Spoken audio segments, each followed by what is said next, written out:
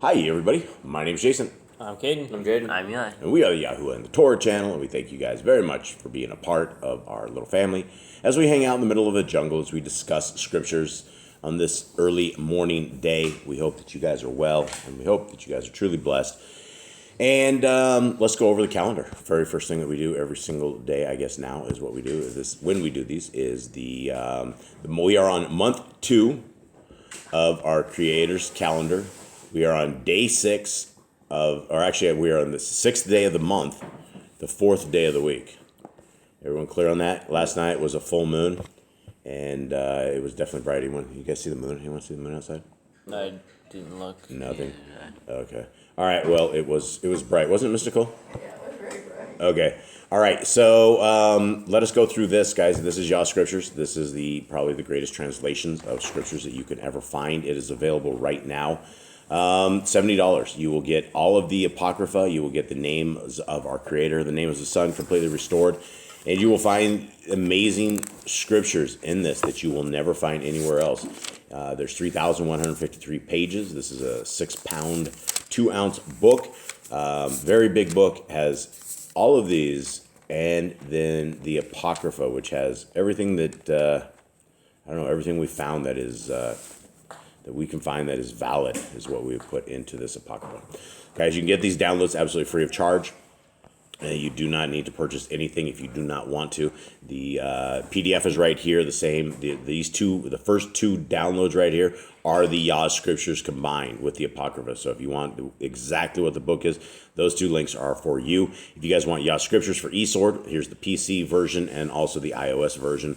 And the Android version. It's all right there, as well as Traditions of Men, which is a new PDF download that we have provided free of charge. And it's a great download, good book to read if you guys have not read it. And these books are available on Amazon. 100% of all proceeds go into our brothers and sisters in chains. And so these are Amazon books that you can grab, and you can have all these on your library if you so choose. Now, gentlemen, we are into the book of MELAKIM. This is 1 Kings. We're in the 3rd chapter.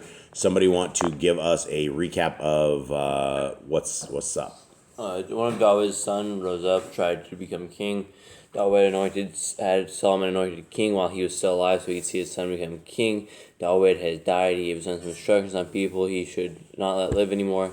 And now Solomon is obeying what Yahuwah said, and he is killing. Yahuwah said, or his dad? David said, and he is killing certain people that his dad commanded him, because his dad had promised them he wouldn't kill them, but now he is letting Solomon kill them, and so the people, they disobey Solomon's orders, or Solomon gives them instructions of what to do to live, and they break those instructions, he will go and kill them.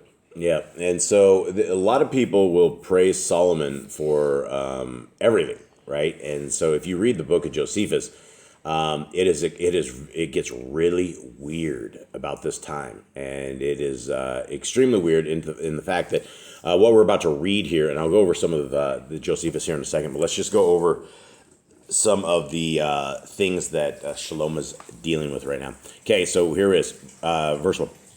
And Shalom joined in marriage with Pharaoh, sovereign of Mitzrayim, and took the daughter of Pharaoh, and brought her to the city of David until he had completed building his own house, and the house of Yahuwah, and the wall all around Jerusalem.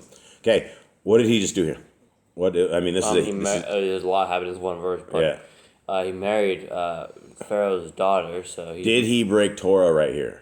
Did he? Yeah, he married outside the nations. He's supposed to marry inside the nation. He's married. He went into the outside into the Gentiles, and so this is not only a Gentile, but this is if you were looking at a people that believed in a lot of different gods, that would be the Egyptians, right? The people of Mitzrayim.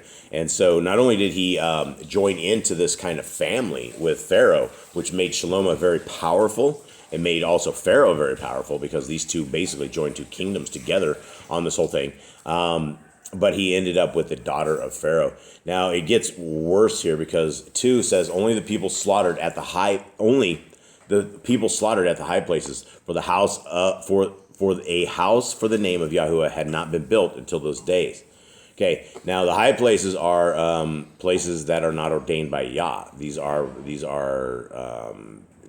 excess deity places. You can see David's dead. They're already going astray. They're completely going astray, and so they.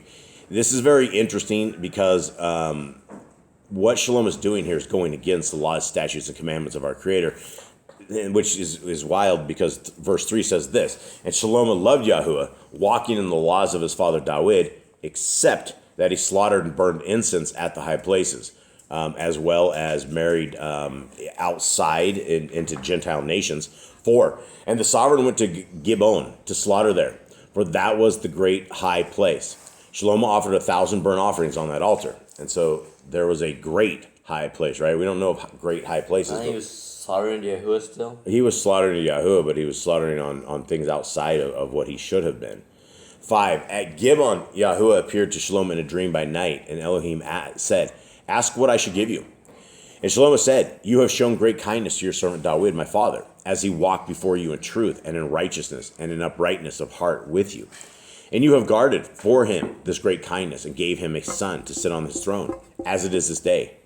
And now, O Yahuwah my Elohim, you have appointed your servant to reign instead of my father David. But I am a little child. I do not know how to go out or to come in. And your servant is in the midst of your people whom you have chosen, a great people, too numerous to be counted. Shall you then give to your servant an understanding heart to rule your people, to discern between evil and good? For who is able to rule this great people of yours? And the word was good in the eyes of Yahuwah, that Shalom had asked this. So Elohim said to him, because you have said this, because you have asked this, and have not asked for long life for yourself, nor have asked riches for yourself, nor have asked the life of your enemies, but have asked for yourself discernment to understand right ruling. See, I shall do according to your words. See, I shall give you a wise and understanding heart, so that there was none like you before you, and none like you shall arise after you. And I shall also give you what you have not asked, both riches and esteem, so that there shall not be anyone like you among the sovereigns all your days. And if you walk in my ways, to guard my laws and my commands, as your father David walked, then I shall prolong your days. Okay, let's talk about this real quick. This was a dream that he had, right? And this was one of these things that, by this account, he chose what you would call wisdom over possessions, right? Instead of long life, instead of being rich, instead of any of that stuff, he said that he wanted a mind for Yah and an understanding heart, a way that he could judge these people correctly. And, that was very, very smart of him. At the same time, in verse 14, Yahuwah says, sorry guys, that's Leo, if you walk in my ways to guard my laws and my commands as your father David walked, then I shall prolong your days. And again, this is the theme of the Yahuwah and the Torah channel, is that we are always trying to convince people that what the Bible says, because most people don't read it, is that from the beginning of the book to the end of the book, it's all about obedience. It's all about us as a people willing to obey a higher power who is a stronger entity, the greatest entity, that our designer, our creator. And so our creator says this same thing to all of us and all of you, that if you walk in his ways, if you guard his laws, if you guard his commands, as our forefathers walked, then he will prolong our days. He will walk with us. We will be in covenant with him. Now, what's very interesting, let me finish this real quick. Sorry guys, again, sorry for this distraction with Leo. 15, let's finish that off and then discuss it. And Shlomo awoke and see it was a dream. And he came to Jerusalem and stood before the ark of the covenant of Yahuwah and offered up burnt offerings and made peace offerings. And he made a feast for all his servants. Okay, and before we get into the next section on this whole thing, I want to talk a little bit quickly about the book of Josephus, because the book of Josephus is if you read what the Jews believe is okay, it's very, very bizarre, because a section that talks specifically about Shlomo here talks about how he was learned in incantations. He had learned all of this witchcraft. He knew how to cast demons out of things successfully. He knew all of these things that you could only say was demon magic. And so, but the way the book of Josephus talked was that was hero stuff. Like this was good things to know, that nobody was as wise and powerful as him because he knew all these incantations. And you can see from this that Shlomo started walking in the ways of witchcraft. He started walking in the ways of foreign mighty ones. And this guy is slipping away even before he really begins his reign here. Okay, so now let's go into this. Anyone have anything on that particular part? No, well, I mean, it's not surprising seeing what he does later. Yeah. Okay, 16. Then two women, whores, came to the sovereign and stood before him. And one woman said, "O my master, this woman and I dwell in the same house, and I gave birth while she was in the house. And it came to be the third day after I had given birth that this woman also gave birth, and we were together. And there was no one else with us in the house, only the two of us in the house. Then this woman's son died in the night because she lay on him. And she rose up in the middle of the night and took my son from my side, while your female servant slept, and laid him in her bosom, and laid her dead child in my bosom. And I rose up in the morning to nurse my son, and saw he was dead. But I looked at him closely in the morning, and saw he was not my son, whom I had born. And the other woman said, No, but the living one is my son, and the dead one is your son. And the first woman said, No, for the dead one is your son, and the living one is my son. And they spoke before the sovereign. And the sovereign said, The one says, This is my son who lives, and your son is the dead one. While the other says, No, for your son is the dead one, and my son is the living one. Okay, and I want to pop in a quick little piece that Josephus says, because he says at this point right here, they brought in the dead son and the live son together. And what Shalom is about to say is he was going to slice the dead kid in half and slice the live kid in half, so they both got a full child. One was dead, one was live, but they'd both be dead. Okay, so 24 says, And the sovereign said, Bring me a sword. So they brought a sword before the sovereign. And the sovereign said, Divide the living child in two, and give half to one and the half to the other. And again, like I said, according to Josephus, it was they were going to split both the children in half and give them basically the full child. And the woman whose son was living spoke to the sovereign, for she was overcome with compassion for her son. And she said, O my master, give her the living child, and by no means kill him. But the other said, Let him be neither mine nor yours, but divide him. And the sovereign answered and said, Give the first woman the living child, and by no means kill him. She is his mother.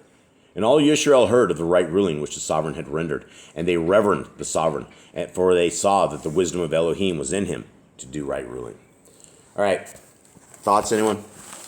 He's definitely wise, smarter than other kings we have seen see after him, but he's already going outside. He's only been king for 2 chapters now, and he's already going astray. Yeah, and the book of Josephus again says, as he was telling everybody in there to go grab this, everybody thought he was joking and laughing until he actually went and brought this, and they were going to, supposedly slaughter the child until he saw the reaction of the true mother. So that was definitely smart.